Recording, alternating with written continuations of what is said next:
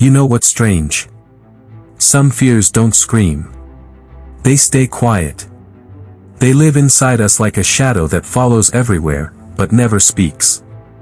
You can be laughing with others, scrolling your phone, going through your day, and still feel that silent pressure in your chest. This video is about that fear. The one you don't talk about.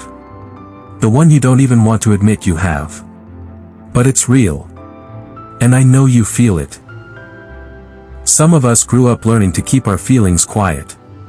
Not because we wanted to, but because something taught us to. Maybe someone shut you down. Maybe someone laughed when you were vulnerable. Maybe the world made you feel like speaking your truth was too much. So now, when something hurts, you say, "It's fine." When something scares you, you stay silent. Not because you're emotionless, but because you're protecting yourself. Unspoken fears rarely use words. They use behavior. Fear looks like overthinking every text before sending, replaying conversations in your mind, avoiding important decisions, staying busy to avoid feelings, keeping your real self hidden. You call it just my personality. But deep down, you know it's protection. Psychologists call this emotional avoidance. It means you don't run from life. You just run from the feelings inside it.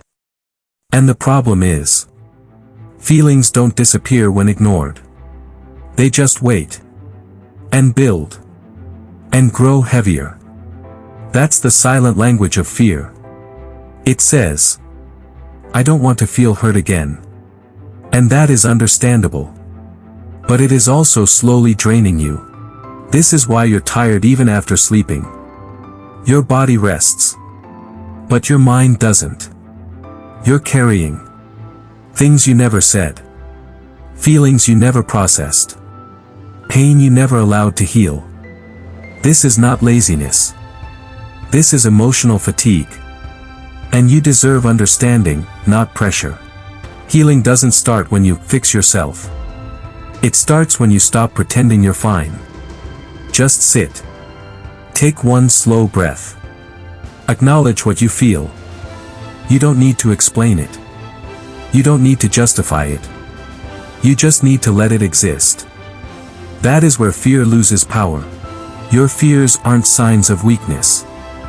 They are signs that you have lived and felt deeply. Don't hate yourself for being sensitive. Don't apologize for your heart. You're not broken. You're just healing. And healing begins the moment you stop running from yourself. Let's grow slowly. You and me. Together. Most of our unspoken fears didn't just appear randomly. They came from somewhere. Maybe from a home where emotions were ignored. Maybe from school where someone made fun of you. Maybe from relationships where you were always the one who cared more. When the world teaches you that your feelings are too heavy, you start hiding them. You learn to shrink yourself. To stay quiet. To take up less space. Your fear didn't come from weakness. It came from experience. And that means it makes sense. One of the deepest silent fears is this. What if I'm not enough? Not smart enough. Not attractive enough. Not interesting enough. Not successful enough. This fear doesn't shout. It whispers. It whispers when you compare yourself to others. When you overthink your messages. When you replay everything you said today. It's not that you don't know your value. It's that you were never shown how to believe in it. And that is not your fault. Another fear stays hidden. The fear of losing people. So you become the one who listens more than you speak. Gives more than you receive. Stays even when you're hurt. Keeps peace even when you're in pain. Because losing someone feels worse than losing yourself. But here's the truth. If you have to shrink to be loved, that is not love. It's survival. And you deserve more than survival. Silent fears don't stay silent forever. They turn into overthinking.